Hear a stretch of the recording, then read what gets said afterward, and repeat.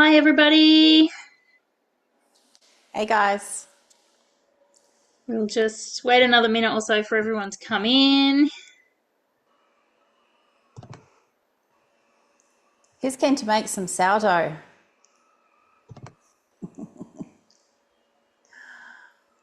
Fantastic. Hands going up. Yeah, It is definitely the weather for sourdough and baking and all things absolutely. cozy. Really dreary here in the Southern Highlands today. Wet and cold and foggy.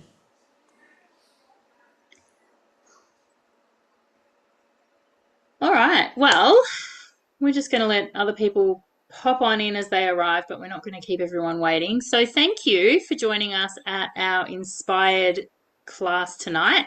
My name is Megan Rourke, and I'm a team leader in the Illawarra. And tonight we have the lovely Beck McAlister from the Southern Highlands with us. And Beck is going to give us a masterclass in sourdough. So she has worked very hard to get everything happening at all different stages all day today so that you've got lots of examples of things of where they should be. So, Beck, I'm just going to hand over to you. Alrighty, thanks Megan. Hi everybody. I'm sure some of you already know me, but for those who don't, Beck McAlister is my name and I'm based in Moss Vale in the Southern Highlands. I have been a consultant with Thermomix now for over 10 years. Originally, I came in because I bought the TM31 because I had kids with, I was cooking from scratch because I had behavioural issues and all sorts of things. Soon after they launched the TM5 and I went, oh, okay, well, maybe I might just sign up as a consultant and earn a TM5. And that was a long time ago and I'm still here. So there you go. As Megan said, I'm going to give you a run through today, the whole process, beginning to end, of how to make a delicious loaf of sourdough. Now, obviously you can make sourdough without a Thermomix. A lot of the videos and tutorials you see online will probably show you just to mix it with a whisk in a bowl, but your Thermomix just makes it a little bit easier. I am going to start with a quick little lesson in sourdough starters. So this is where I think most people come undone. Megan, I know you've made sourdough. Did you, struggle with the starter thing? I did struggle with the starter thing, and in fact, I'm not demonstrating any sourdough tonight because I left my starter sleeping in the fridge for far too long and it hasn't really woken up properly in the last 3 days. So Yeah. I can tell you all the things what not to do with your sourdough starter. We can probably Um, talk about some of that. we can talk about some of that. Do we want to do a quick poll, Beck, and just Yeah. see where people are at with their bread making? Yeah, because I think a lot of people have probably made regular loaves using their Thermomix. I'm getting thumbs down from the people that I can see. All right. So there's just a question there, just for us to have a bit of a gauge of where you're at with making bread. Not necessarily sourdough, just any kind of bread. Yeasted bread. Yep. Hey Naomi, I hope you're feeling better.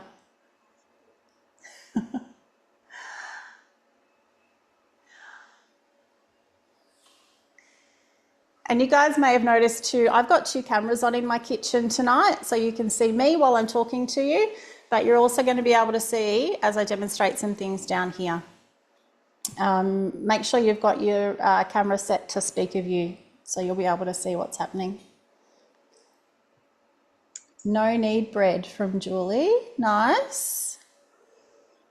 All right. All So right. 75% of participants have voted. We've got 13% have never made bread, 38% Oh, have had a few attempts at bread, 45% have made lots of bread, and only 2 are feeling like they're pretty good and experts at bread and sourdough. So okay. um, Alrighty.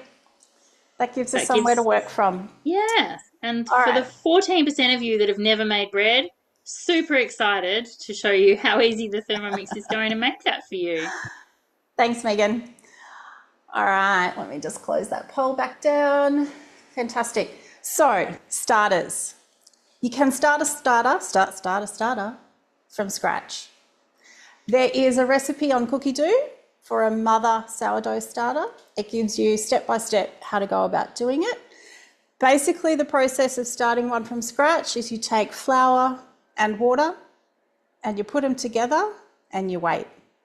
And eventually the natural yeast and bacteria that are in the grains, in the flour, will start to activate. They'll start to come alive as you feed it. So more flour, more water, more flour, more water, and it can take a couple of weeks.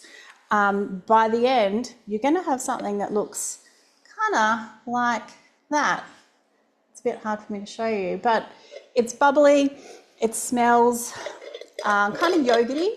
A good, active, happy starter shouldn't smell vinegary, shouldn't smell acidic, it shouldn't smell like sort of acetone.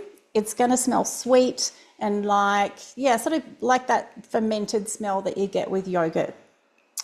Now, once you've got your starter, and of course, if you don't want to start from scratch, guys, ask a friend. By the end of tonight, you'll be able to see how quickly a starter actually grows. So it's really, really easy to go to someone who already makes sourdough and get a little bit of their starter, and it only needs to be like 20 grams, tiny little bit, and you'll be able to build that into something that is capable of making bread. So that's what I did. We've just got a question before you go too much further. Which flour are you using to make your starter? So for a starter from scratch, you're probably best to use something like a rye flour because it's got more natural yeast in there, so it's going to activate faster. Once your starter's established, though, you can absolutely maintain it just with regular baker's flour. Over the back, I don't know whether you can see, I've got the whole grain milling baker's flour. That's what I use for my baking, and I find it's really reliable and good to use. All right, so once you've got your starter, you have to look after it. So you have to feed it pretty much every day if you're wanting to keep it on the bench, because the way that it works is once you give it some flour and water, the little bacteria and yeast, it eats through the flour and the water quite quickly if it's kept on the bench.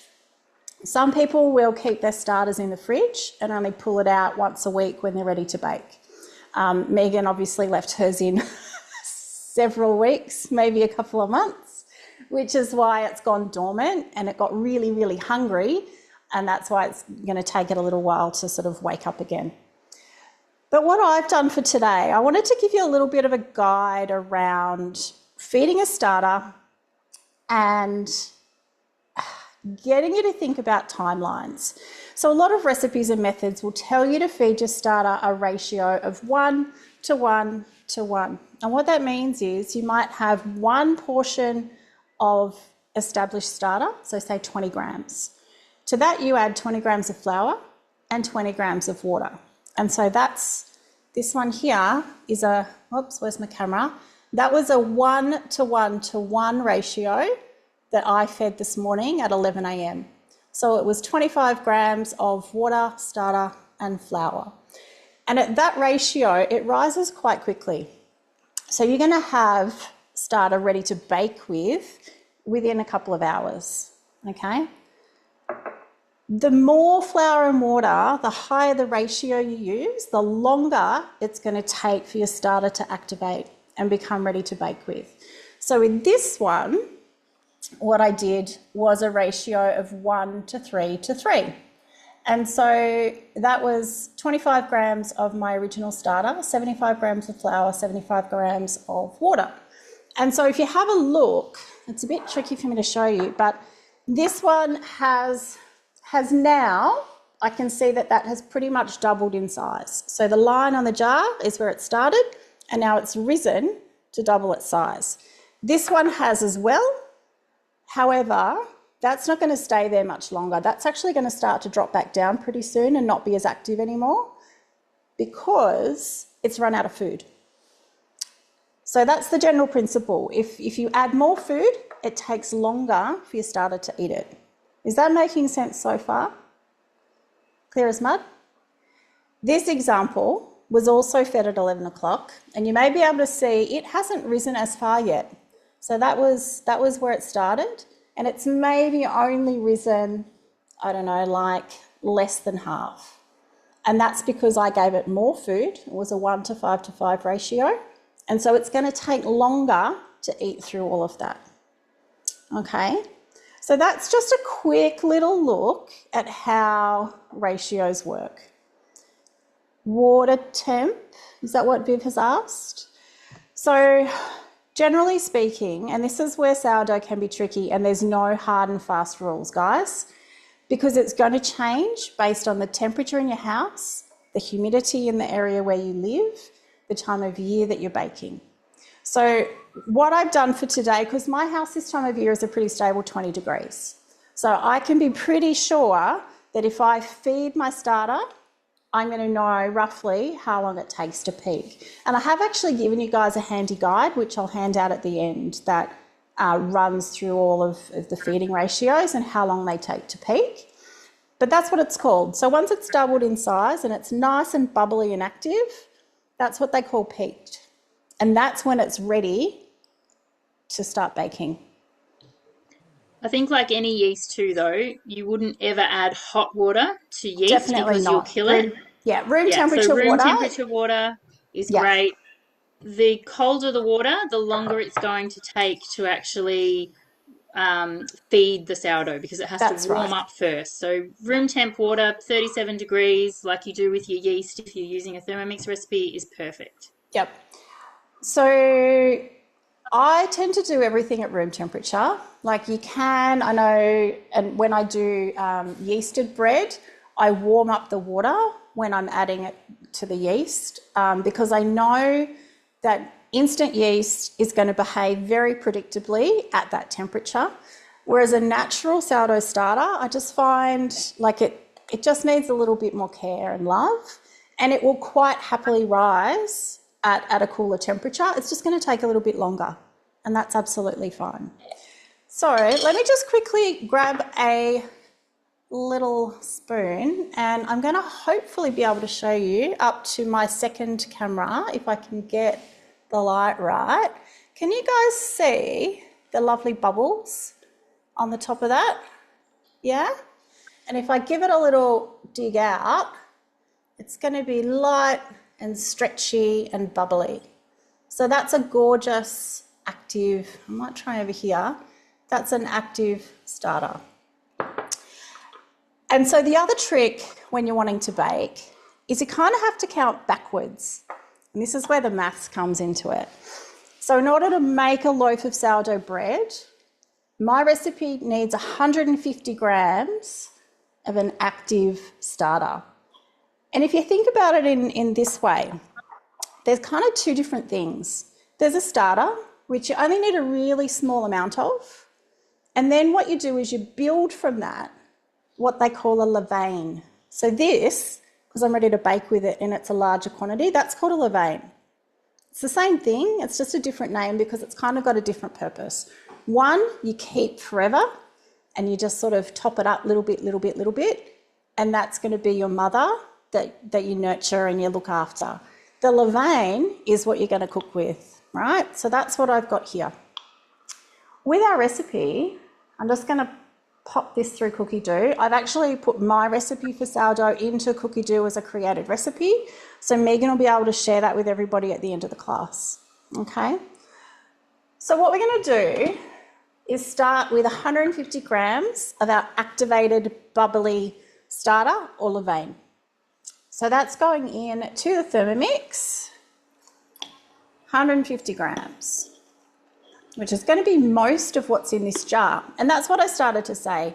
You kind of count backwards, right? If you know that you need 150 grams for your recipe, you need to feed your starter enough flour and water to get you 150 grams.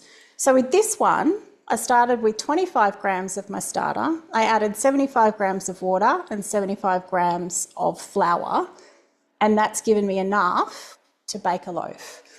I've just put slightly too much in, but there will actually be usually like a little bit left over, and that's enough for you to feed and then continue on with if you want to. I'm just going to pop that one to the side. Okay, step 2 is our water. So So this is room temperature water. I haven't warmed it. I need 350 grams and I'm weighing it as I go. This is what I love about the Thermomix and making bread. It is really accurate, much better than measuring cups and things like that. So 350 of water. I've gone slightly over, that won't matter for today. What we're going to do is pop on the lid, and I'm mixing that for 10 seconds on speed 4, just to make it foamy and bubbly. So when you see people making sourdough in a bowl with a dough whisk, that's what they do. They whisk it up, whisk it up, whisk it up to get it really nice and foamy before they add their flour. We're just cutting corners and using the Thermomix instead. So There's something else I think important when you were talking about ratios before, yes, and you just mentioned using the scales. It yes, is really important that those ratios are a weighted ratio, yeah, because a cup of starter and a cup of flour and a cup of water is they're not the not the same same. thing. So Yep, your ratio must be using weight. yep. Thanks, Megan. And can you remind me, I have to put my Dutch oven in a minute? Sorry, I'm putting in my 500 grams now of baker's flour. Oops, I popped it into a jar to make it easier, and it's now clumped to the bottom. Bear with me. Because usually when I'm baking, I've got a big 5 kilo tub that I drag out of the pantry. I wanted to make it a bit more manageable for today. And I think I've just got enough. Oh my goodness, like just enough. Like exactly. How did that happen? Goodness me. Okay, so 10 grams of salt. So this is your base recipe, right? So you've just got your water, your starter, your flour and your salt. 10 grams. And again, this is where the Thermomix is great because it's accurate to the gram. And we're going to be able to get, 9. Can I do it? Oh, that's going to be close enough. I'll end up on 11 if I try and get 10. Alrighty, so now I'm going to bring that together. 5 seconds on speed 6.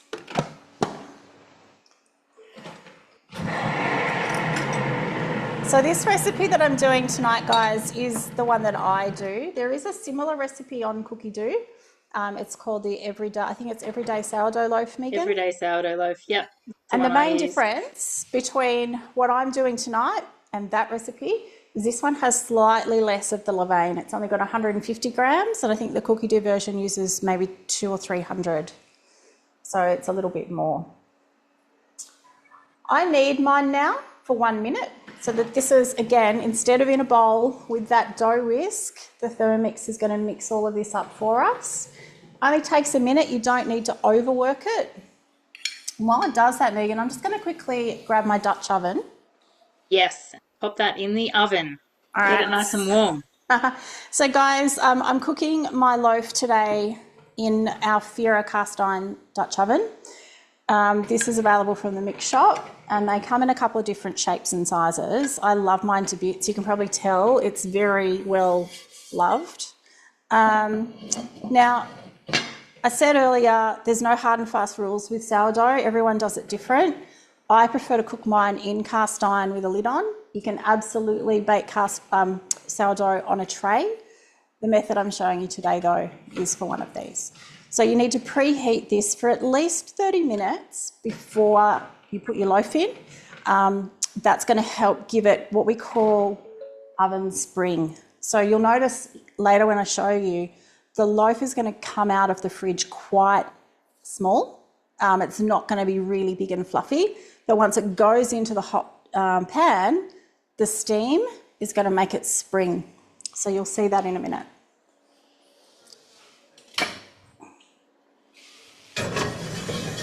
In you go.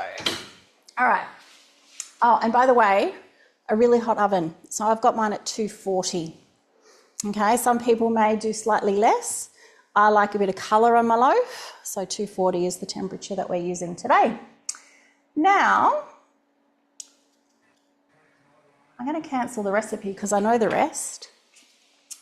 But let's have a bit of a look at what a shaggy dough looks like.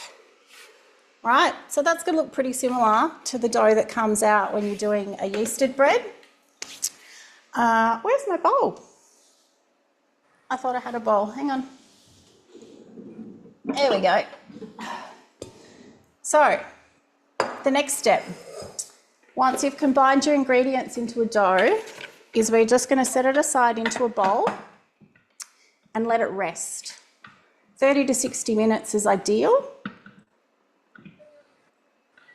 Oh, do you know this trick? If you spin the bottom of your blades, it helps the dough fall away.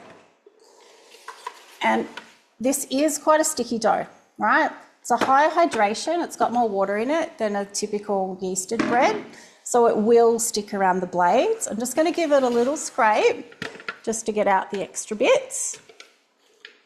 And there is a trick too, if you've got dough stuck on your blades like this, you can just put the bowl back onto the base unit, put it on about speed 6 for a couple of seconds, and that will flick the excess dough to the sides and make it easier to scrape out. I'm not going to be too particular today though, in the interests of time. All right, so that is the first step. We've brought it together. It's quite what they would call shaggy, and we're just going to sit that aside to rest for 30 minutes. Okay? Then, after 30 minutes, we're going to tackle what they call the stretch and folds. So again, the internet will give you lots of different methods for doing this. You need to just find the one that is most comfortable for you. Let me show you how I've been doing it. I'm not going to sit that there because it will fall off. Let's do that. All right, so I prepared a batch of dough a little while ago. I've got it here. This is what I've been mostly using for this process. It's one of the mixing bowls from the mix shop. They come in a set of 3. Oh, Megan disappeared and I couldn't see her, but she's still here. I'm still here. I just thought I'd give you a bit more room. Oh, good. So, yeah, mixing bowls from the mix shop. They've got a lid, which is great for this process because in between you can cover it. Now, if I put that on my bench, can everyone see that all right? Yep. Wonderful. Now, there's a couple of techniques that you can use here, and oh my goodness, there is a hair in my dough. Let's just deal with that. We couldn't see that. You could have. Well, I could. You'd be surprised what people can see. I had a customer send me a message on Instagram once to say she could see a hair in one of my recipes that I shared. All right, I'm going to wet my hands, guys, because that's going to help my hands not to stick while I do this. So there's a couple of ways to do it. One is you kind of divide your dough in 4 and you're going to grab it and you lift and you're going to stretch it down. So sort of fold it over onto itself. Turn the bowl and then you're going to stretch and you fold it down onto itself. Turn the bowl again, stretch as far as it'll go without it breaking, and then fold it down onto itself. And you can see I've still got some stuck around this edge here, so I'm going to give it another lift and stretch that and fold it. And what you'll notice is over time your dough is going to get stronger and stronger and stronger, so you won't be able to stretch it as far. So the process for this is you need to do usually about 4 rounds of this stretching and folding over the course of 2 hours. Okay, so I made this dough, I think it was about 5:30. I've already done, I think it was 2 or 3 stretch and folds of this process. And so that's how you go from this shaggy dough to something that's got some lovely structure, right? What you're looking for is it to be smooth, not as, it doesn't stick to the sides as much, and it holds its shape. So that was the first method for doing a stretch and fold. The next way that you can do it is you lift from the sides, and yeah, it's a bit tricky when you're on your own. There we go. You lift it up and you let it kind of, if you look on my other camera, you sort of let it dangle down, and then you sort of slap it back in the bowl, and then you turn it and you lift it up again, and then you let it fall down, and then you slap it back in the bowl. My hands are not wet anymore, so that's why they're sticking. But you do that a few times, right, guys? Over the course of 2 hours, come and go, come and go. I actually set the timer on my Thermomix so that even if I'm out in the yard or doing something else, Cookie Doo on my phone will actually notify me that the 30 minutes is up so I can come back and do my folds. So there we go. That is kind of what you're looking for. And then once you've done that, you pop your lid on, set it aside. That is going to need, in 20-degree temperatures like I've got here, it takes it about 6 to 8 hours to get to the next stage. And that's what we call the bulk ferment. So it's going to sit there and it's going to ferment for 6 to 8 hours. You might have more than one loaf on the go too, like you could have a double batch. And that's why they call it the bulk, because you leave it all together and it all ferments together, and then you portion it up later into individual loaves. Okay, so let's set that one to the side. Quickly wash my hands. Megan, is there any questions thus far? Nope. Excellent. Clear Does as anyone mud. have a question that they want to shout out or pop in the chat? All right. So after you bulk ferment, and like when I'm doing sourdough, I do this during the day. So typically what happens, my system or my process is I feed my starter before I go to bed, like late in the evening. And because I feed it the 1:5 ratio, it takes a long time for it to activate. By the morning, it's active enough that I can mix my dough. So I do this step about 8 o'clock in the morning, stretch and fold until about 10 o'clock, 10:30. And then I just put the lid on and I let it sit all day. Then in the evening, let me show you what it's going to look like. So what you're going to end up with, if I uncover this one, is a really smooth top. You're going to see, and I'll bring it closer to the screen in a minute so you can see hopefully a bit better. You'll be able to see little air bubbles in the top, and you will also, and I'm going to bring it to the one on my computer here because it's easier to see. Can you see around the side of the glass there? There's lots of bubbles. So that means that that dough has fermented now and it's ready to shape. So that means we're going to give it a little bit more structure. The goal when you're shaping bread, and it doesn't matter if it's sourdough or whether it's the artesian bread, the Portuguese bread on Cookie Doo, the goal is you need to create tension in the surface of the loaf. Okay, so that's the stage that we're up to here. What I'm going to do though, because I need to turn this out onto the bench and I don't want it to stick, we do just need to dust it with some flour, which I'm going to have to grab out of the cupboard because my jar ran out. Give me 1 sec.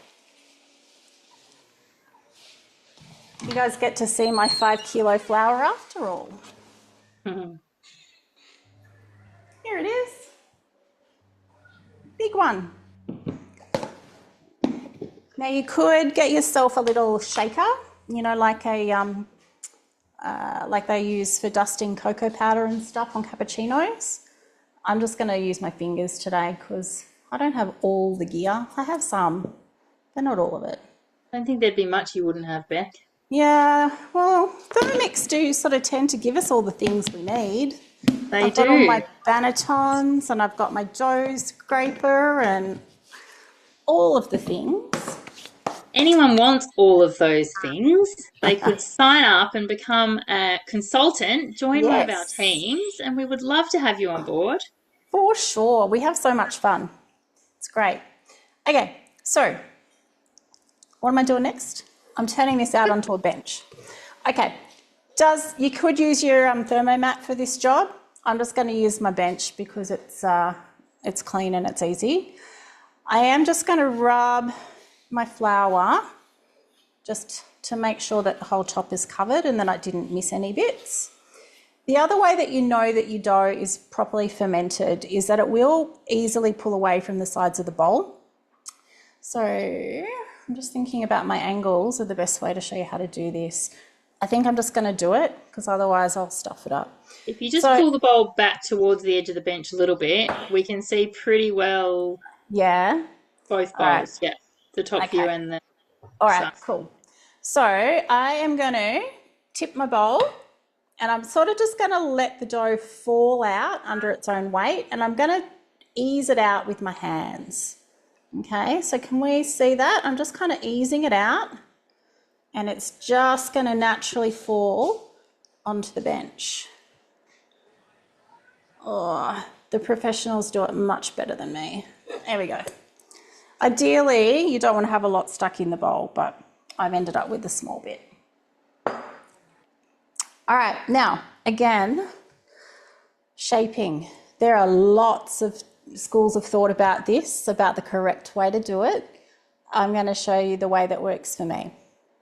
You can shape your dough twice. So some people will do like an initial shape or a pre-shape, and then they will come back 30 minutes later and do the final shape before they put it in their banneton. And a banneton, for those who don't know, is one of these. It's one of the baskets that you bake the bread in. And in fact, I was going to show you, let me pop that down there. You might be able to see, I've got like it's floury on the inside. That's actually rice flour. You dust the inside with rice flour, or you can line it as well with a cloth. But the reason that you do that is to prevent the dough from sticking, and it helps it to release easily. To get the rice flour to stick though, what I do is I've got a spray bottle and I just give it a little mist. Whoops, hang on, get the sprayer going. Just a little mist, not too much, you don't want it wet. You just want enough that the rice flour will stick. And I do have a little shaker for this purpose, so I just kind of dust it, just like that. And then, like if you were putting flour in a cake tin, just kind of roll it around just to get it to stick. Okay, so that's your banneton. So that's ready to go once I'm ready for it. Now, I am just going to moisten my fingers before I do this. So, Beck, we've just got a question about when the dough was rising, doing that big bulk ferment, temperature and where you put it, and can you use the fermentation mode? So, look, you absolutely could, right? And again, I was going to cover a bit more of this and I'm missing things that I'd made a mental note to share with you. Like my process, I completely do it room temperature. I'm not using an oven like on a low setting. I'm not using the Varoma to create that warm environment because I'm quite happy to let mine ferment all day because I think that it gives you a better sourdough flavour and a better outcome. But if you want to get this process done quicker, absolutely warmer room, it's going to happen faster. And you could do your bulk ferment, yes, in your Varoma. If you've got a bowl that fits, you could have some warm water in there and that would help it to rise faster. Or not rise, but ferment faster. So with your shaping, the way I like to do it is I stretch it out into a rough rectangle. Okay, so just kind of like this. And then what you're going to do is start folding it up on itself. So I describe it as like folding it in thirds. So I start with the top and I fold it once, and then I fold the bottom back up again like that. Okay, now you'll see this is the side that's got the flour on it, so it's not sticking. From here, what I do is I turn it sideways, so I've got the open ends facing me, like that. From here, I'm going to roll it. And as I roll, I want to put quite a bit of pressure because basically what you're doing is stretching the surface of the dough, if that makes sense to you all. So I'm going to kind of stretch and roll, and you'll see like there are some little air bubbles. That is totally okay. All right, so I've kind of now got a log and I've got bits hanging out the ends. That's okay too. All right, from here, I'm going to turn it around and I'm going to go again because I want to be able to get all of those edges under the bottom of my loaf. Okay, so I'm going to roll from here till what I've got is more a circle because I've got a round banneton, which means I need to shape my dough into a round shape. If you were using an oval shape, you would shape this into an oval or more a rectangular shape. Once you get to this stage, has anyone ever made bread rolls? So with a bread roll, you sort of have to roll it around and around and around on your bench to help it come together with a nice smooth top and the seams under the bottom. So we're basically doing the same thing here, but I'm going to do it with my two hands. So we're going around and around and around, like so. So what you end up with is a nice taut top, and if you'll see it in a minute when I tip it out, we're actually going to have a messy bottom. Is that all making sense so far, guys? Yeah? Everyone can do that, right? Looks beautiful, Beck. Easy. Okay, grab your banneton, guys, and then we're going to flip this upside down because you want the nice side downwards. Now, actually, this is where it comes in handy to have your bench scraper because you can pick it up and then plop it over like that. So you can see there, the bottom is quite messy. Now, the professionals, and I am not a professional, the professionals at this point would do like little, what do they call this, Megan? What do they call it? Where they kind of like do Beyond pinching, I have nothing. Pinching. I think that is actually what the proper name for it is. Or stitching, someone suggested? Yes, stitching. Thank you. That's what it's called.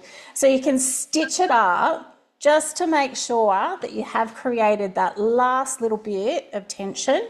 And I just broke my dough before you set it aside to rest. So once you get to this stage, we're nearly there. If you were wanting to bake straight away, you could let that rest for maybe an hour as it is, at which point, and again at room temperature, at that point you could bake it. What I like to do though, once it gets to this stage, and usually for me this is in the evening, right? So before I go to bed, I'll do this and I pop that whole thing into the fridge.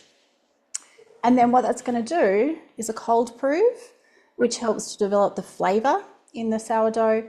It also makes it much easier to score because the surface of the sourdough kind of dries out a little bit, which makes it much easier to make your beautiful decorative patterns on the top. So I'm going to set that one aside and show you the next stage. How are we going for time, Megan? It's 8:08, so you're doing very well, Beck. Okay, awesome. So here's one I prepared earlier. And Beck, do you cover that when it goes into the fridge or you just leave it? Look, again, it's entirely up to you. I leave it open because I'm lazy, and a lot of professional bakers will leave theirs open as well. It just sits in the fridge. You will find, like this one, the crust is quite thick, and that's totally okay. I've left mine in the fridge for 2 whole nights. So sort of 48 hours is perfectly okay. And all that happens, the longer you leave it in the fridge, it becomes more sour. So the flavour profile changes the longer that you leave it because it continues to ferment. All right. So this is where, like, I do a double batch of dough and I do test my Thermomix to its limits by doubling the recipe that I've given you today. I mix it all up in the Thermomix. put it in for that bulk fermentation phase. So I use a bigger bowl than what I had here today, ferment it all together, split it in two, and then I'll put one loaf in here and one loaf in my second banneton. Both go in the fridge, and then I bake them like a day or two apart. Okay, so that way you're sort of saving yourself some time because you're not having to bake every single day. All right, so what comes next? We need some baking paper. Or you can buy fancy silicone liners, similar to the ones that we sell in the mix shop for lining your baking trays, but these ones are designed for sourdough to go into your cast iron pots. I'm just using baking paper. I'm going to pop it over the top of my loaf. Beck, how long does a sourdough loaf last you for? Linda, depends on the week and who's at home. We might go through one a week, might be three. It really just depends on what's going on. So what I'm going to do here is just flip this out, and hopefully, if all goes to plan, this should lift straight off. There we go. How's that look? Pretty good? So pretty. I love the lines. Yay. So yeah, because I've used the banneton, and I'm just going to fold that down because it's in the way. Some bannetons come with a cotton cover on them. Yeah, so but then the you don't get the liner... pretty pattern. Huh?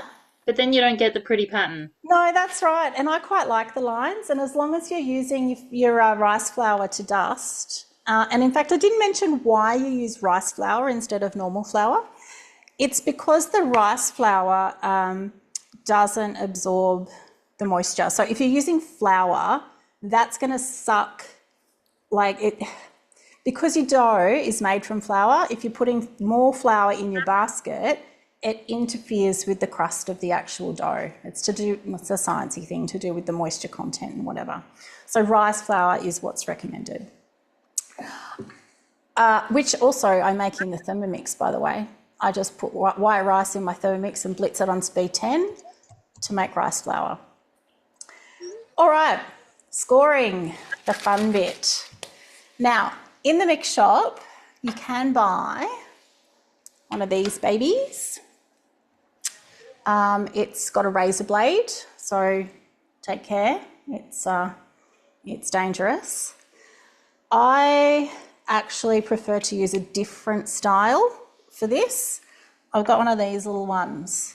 I think they call it a UFO because that's kind of what it looks like. I haven't seen that one before. Yeah, I got this one online from one of the sourdough making places. I can't remember now which one it was.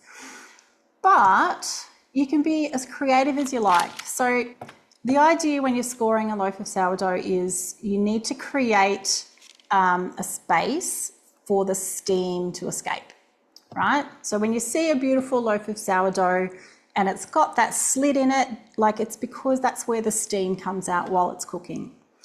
You can also make it pretty, and when you're scoring, do the pretty bits before you do the main score for the steam to escape. So you might do, I don't know, like little, these ones. And look, I'm not very creative when it comes to the scoring. There are people who do amazing, beautiful patterns. Seeing like butterflies with their wings coming out. It's insane what some people do. It's crazy what some people do. So yeah, you can do your decorative sort of scoring on one or both sides. I'm going to turn it around and maybe, oh, and there's another dog hair. Oh my goodness. I'm going to do some more on the other side just to sort of give you a look. And when you're scoring, like the decorative score just is quite shallow. It doesn't need to be too deep. But when you're ready to put it into your oven, you're going to give it a nice deep score. So before I do that, I'm going to grab that Dutch oven back out of my oven just so that you can see what this looks like. I might just need to make myself a bit more space here. Let me just move the Thermomix to the side a bit. And I'm going to grab a heat mat. Okay, can we see that? Yep. There's my dough. There. All right, So my Dutch oven's been preheating at 240 degrees. Obviously you need gloves for this job.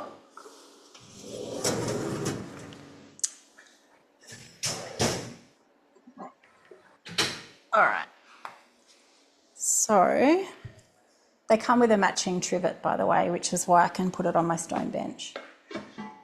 Take the lid off, put it to the side. And what we're going to do now is that final deep score before I put it into the cast iron, which is boiling hot. So take care with this. We're going to give it one big deep slash, like so. And sometimes you might need to go back and give it sort of a second go so it starts to open up. Then what we're going to do is pop that into there. And here's the trick. Ice cubes. Megan, have you done this? I have done that for a nice crunch. So steam at this point, guys, is going to help to give your dough lift, so what they call oven spring, and I'm dropping it under the baking paper. It's going to give it oven spring, and it's going to help it get this beautiful crackly crust. Can you hear that? Oh, steam. Hear the sizzle. All right, so working quickly now, lid back on and into the oven. And we're going to pop that in for 20 minutes. So again, if you want, set the timer on your Thermomix so that your phone buzzes in your pocket no matter where you are. Oh, in it goes. I am going to set my oven timer this time though. 20 minutes with the lid on. Okay, so that gives your loaf enough time to start to rise. You're going to get that score that we made is going to crack open and the steam's going to sort of escape. But then we need to finish it off with the lid off. So after the 20 minutes, I'm going to go back, remove the lid, put it back in, and that's when you're going to give it another 15 to 20, depending on your oven, until you've got the beautiful colour that you're looking for. So, what else have I not covered, Megan? Thinking. I think you've covered most things. Does anyone have any other questions? Because there will be a big reveal, of course. I just want to give us a minute to sort of run through anything that might not have been clear or, yeah, any questions. We've had a couple of questions which I've answered about whether you have to score, and I just said yes because it creates a point for that steam to escape so your loaf doesn't burst. Yep, because otherwise it'll just pop open any old spot. Do we recommend using a sensor if you're new to bread making? So for anyone that doesn't know, the sensor is the wireless Bluetooth food probe that we do have. Talks to your Thermomix. You can use it in your oven or your barbecue or whatever, so it gives you the exact internal temp of what you're cooking. I can actually show it to you guys. Where is it? Here. So this is it. Comes in a little case and it's like just a little skewery thing, but it talks to your Thermomix. So we could stick that in the loaf and set on your phone settings or your Thermomix settings that you were cooking bread, and it would tell you the exact time or when it's the perfect internal temperature to take it out of the loaf. Yeah, that's right. Out of the oven. God. Yep. And I've just managed to get this stuck now because I didn't put it in properly. Oh, I'll fix it in a minute. So look, you definitely could do that. But as with anything sourdough, what you need to do is really start trusting your senses. And the reason that I did this workshop tonight the way that I did was to kind of talk you through the process and what to look for, right? So, when it comes out of the Thermomix, you're going to have a really shaggy dough and it could be quite wet and sticky. I'm actually just going to, because that's been sitting now for 30 minutes, let me show you what an initial stretch and fold looks like, because this is kind of where it starts. You get to, you look at the dough and you sort of start to you can read it. You can kind of tell where it's up to, right? So again, stretching, it's really wet and sticky this. Compared to the first time I showed you, like, can you tell the difference? Like, it's quite wet and sticky. But the more you do this, the stronger it gets. And you'll get to know what the dough is supposed to look like. Likewise, when you do your bulk ferment, if it's been 6 or 8 hours and you take the top off and you go, oh, I don't see any bubbles, it's probably not had long enough. So you kind of start to read the signs. And then it's the same with the baking stage. It might look really brown and crispy on the outside, but then you take it out of the pot, and the way to tell if bread is cooked is if you tap it on the bottom, it sounds hollow. If you tap it and it doesn't sound hollow, or it sort of sounds like it's more of a thud, it's probably still doughy on the inside. So yeah, I don't think I've ever used my sensor to cook bread. I use it for cakes and things like that, because those, can be a little bit more hard to read. But I reckon with dough, you can kind of use your sensors. But for someone that's feeling quite nervous about that, the sensor could potentially Oh, look, alleviate that absolutely. concern. Yeah, for sure. You can try it. Absolutely. All right, I now have dough on my fingers. Actually, here's another hot tip. If you get into making bread, and sourdough particularly, there will be lots of this kind of thing. You're going to have sticky fingers that you need to wash. You're going to have jars of, starter that you're going to have to wash. Your Thermomix, you're going to have to wash. Don't tip it down the sink because it'll clog your drains. Make sure you give everything a rinse, shake your jars, use your pre-clean mode in your Thermomix, and then tip it somewhere outside. And if you don't have, like if you're in an apartment or whatever and you can't tip it outside, tip it down the toilet, because you don't want it going down the drains. All Good right. tip, Beck. Yeah. So Sally's got a comment here that it does seem like a lot of effort. Is it worth it, and does it taste better than store-bought? Yeah. Okay. So who buys sourdough? This is where it, $10, $11 a loaf. Yeah. It's delicious and it's convenient and it tastes amazing. And if you've got the time, look, I think for me, the reason that I'm making sourdough is I enjoy the process, but also it's the satisfaction at the end. It's knowing that I made that with love. Yeah, that's what I enjoy about it. Someone else might feel differently. It certainly becomes a little bit of a passion project. I Yeah. know when I first started making sourdough, it became a bit of an obsession, actually. And the reason that my sourdough starter has gone dormant is because I was making far too much bread and eating far too much bread. Um, but if you do want to get into making your sourdough, it's about figuring out that sort of I guess, routine for yourself of how often you want to bake bread, so that you're not constantly feeding a starter and throwing it all away, or, feel like that it's become a real hassle. It is a little bit like having a pet. You do have to look after it and love it. Yeah. But there are certainly ways that you can, have yourself set up so that you can make a loaf a week or a loaf a fortnight or something like that as well. Yeah, that's right. And again, this is why I said there's no hard and fast rules when it comes to sourdough. Like when I started, I had to figure out like how often to feed the starter to keep it happy. And I did, like I showed you today, like I had all my jars lined up in the kitchen with all the different feeding ratios, and I sort of checked how long it took for that to peak. And then I went, okay, well, in my house, that's the best feeding ratio for me to use so that my starter is ready at the time that I'm ready to bake. I do the overnight cold proof so I can bake it fresh in the morning.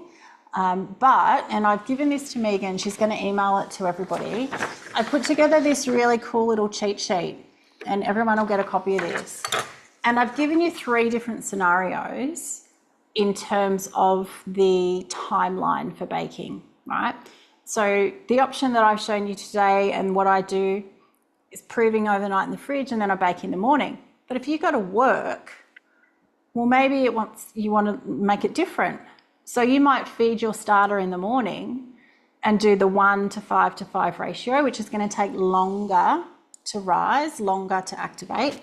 When you get home from work, it's going to be bubbly and active and ready to bake with. So at that point, you might mix up your dough. During, dinner prep and whatever, you might do your stretch and folds.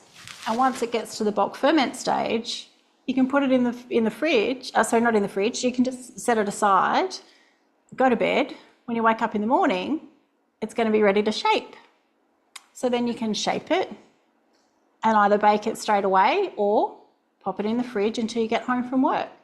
And then you can bake it in the evening, ready for breakfast the next day. So that's another alternative.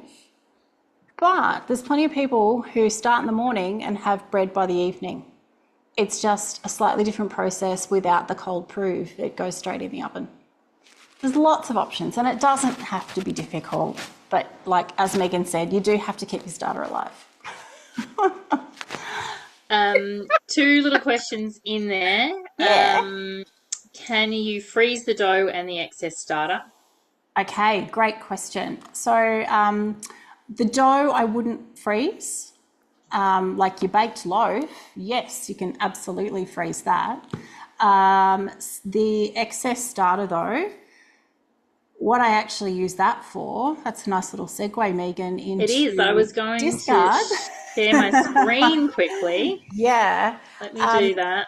Because you will inevitably have what they call sourdough discard. So it's leftover starter or leftover levain that you haven't used, and you can pop all that in a jar over the series of a couple of days or weeks and leave it in the fridge, and then you can use that to make all sorts of cool things. I've actually got, Megan's going to share, I think, the cookie dough collection. Sorry. That's okay. Computer's going a little bit slow. It's all right. Whilst you're looking for that, I've got here some discard crackers that I make. think my screen might be sharing, so they might not be able to see you. That's okay, yeah. So the recipe that I've got in front of me is sort of third row down, the discard crackers. Yeah, so I've been making those. These ones are a bit dodgy because I did it in a bit of a hurry, but yeah, you can make crackers. I've also made in there's a recipe for the choc chip bickies, the first one. Choc chip cookies are incredible, and the banana bread with the sourdough starter is really delicious as well. Yep. So all of those things you can use up that leftover starter, and you can add to it in the fridge. So if you've got 20 grams today or 40 grams, just keep adding to it until you've got enough to use up. Yeah. And you see here the mother sourdough starter recipe as well. Yeah. So that one does make quite a large batch. So over the course of, I think, a week, when you're getting your starter going, it uses 500 grams of flour. Yeah. Don't be put off by that. That's just while you're getting it established.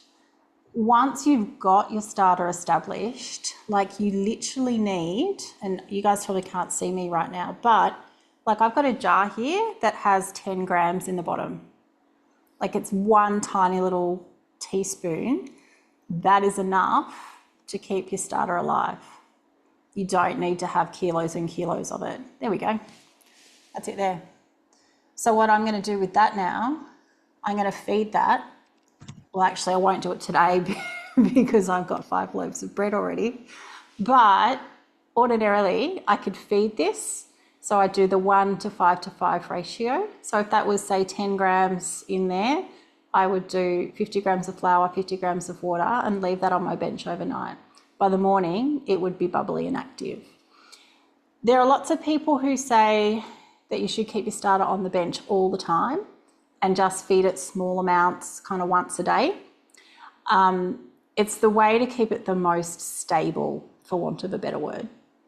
But you can also feed it and then pop it in the fridge. So if you fed it 1:5:5 and then an hour later popped it in the fridge, it would be quite happy in there for 3-4 days before you needed to feed it again. And then all you have to do is get it out of the fridge, let it warm up, and then you'll see, like you let it warm up, you feed it again, and it will rise, just like I showed you at the beginning of the class.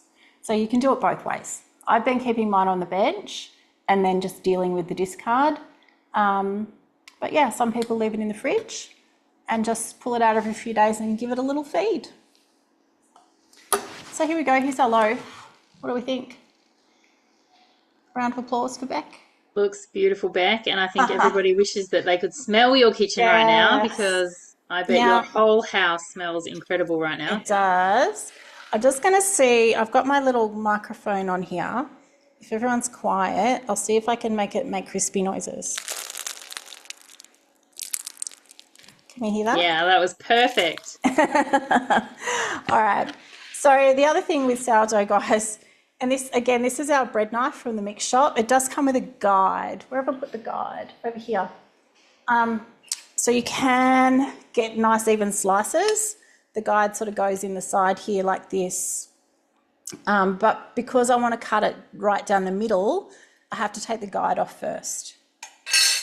So shall we have a look? So this one I baked about 6 o'clock this afternoon. The other top tip is don't slice it when it's still hot. That's a very hard thing to ask people not to do, I because know, when that bread right? comes out of that oven, it needs to be eaten straight away. All right, are we ready? Beautiful. How's that look? Woo-hoo. Like a bought one.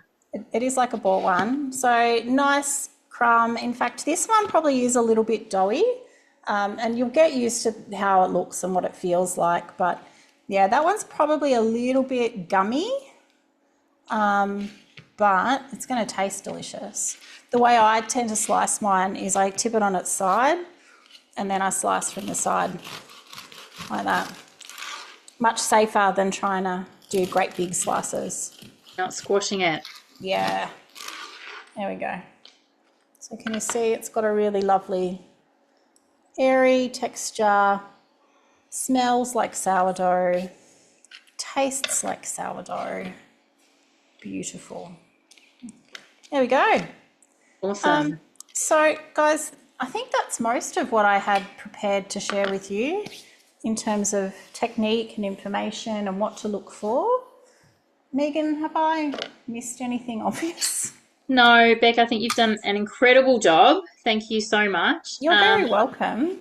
We really appreciate you taking the time and coming on with us.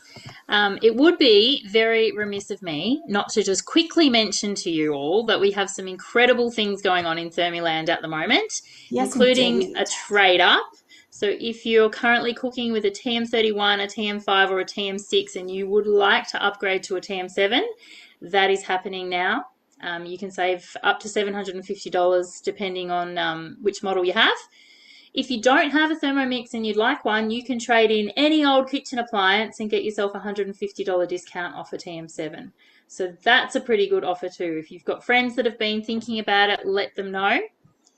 We also have an incredible catalogue of host rewards at the moment, including a second bowl for just $199. We've got the pizza oven, which you can get for just $3.89 instead of $5.89.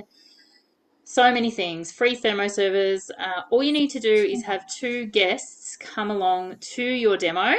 2 guests that are new to seeing the TM7, and you will get that discount. There doesn't even have to be a sale. And anyone that attends a demo in May or June as a guest and books their own demo will also get a $100 Mix Shop voucher as a bonus thank you. So I love that. 101 reasons for you to host a demo, invite your friends, get together for some cooking fun. And yeah, we would love to see you. We love demos. We do love demos. And if either So Beck or much I will fun. see you, we might even share our sourdough starter with you. Yeah,